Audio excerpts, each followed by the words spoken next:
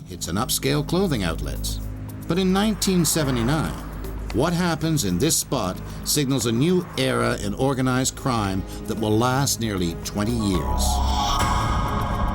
It's Wednesday, July 11th, 1979.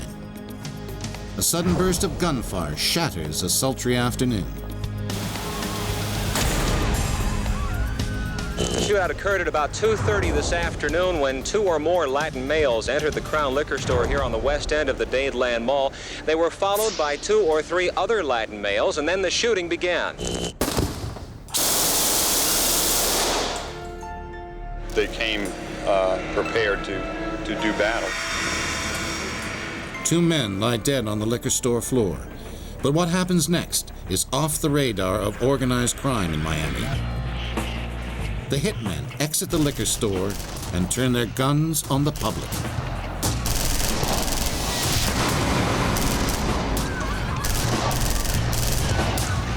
I can recall hearing the call being dispatched as a machine gunning in the Dadeland shopping mall. Detective Al Singleton is one of the first cops to arrive on the scene. The gunmen have fled, but they have left behind a scene of carnage. Even the veterans were shocked by what they saw that day. Whoever's behind it, it's not the Mafia. The Mafia are not active in Miami, but even if they were, shooting civilians is not their style. We were used to organized crime hits. They weren't that often in Miami, but they did occur. But in those cases, if there was an intended target, that person would be selectively chosen and killed, and that would be it. You wouldn't just indiscriminately kill witnesses that would just happen to be at the wrong place at the wrong time. And then the cops make another discovery. The killers used this customized armored war wagon. The getaway van was then dumped in the mall's north parking lot. Inside were several rifles, pistols, and shotguns, some ammunition, and flak vests.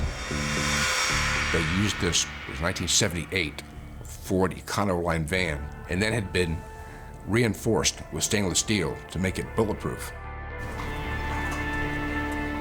With 2 dead, 2 wounded, and a SWAT-style mobile arsenal, the media begin to call it the Dadeland Mall Massacre.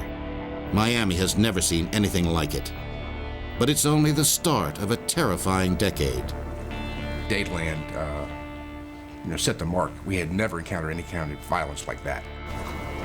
In the face of the killers' firepower, the cops begin to upgrade their own weaponry.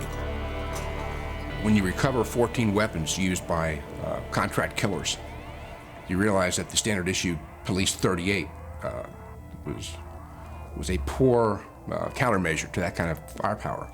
So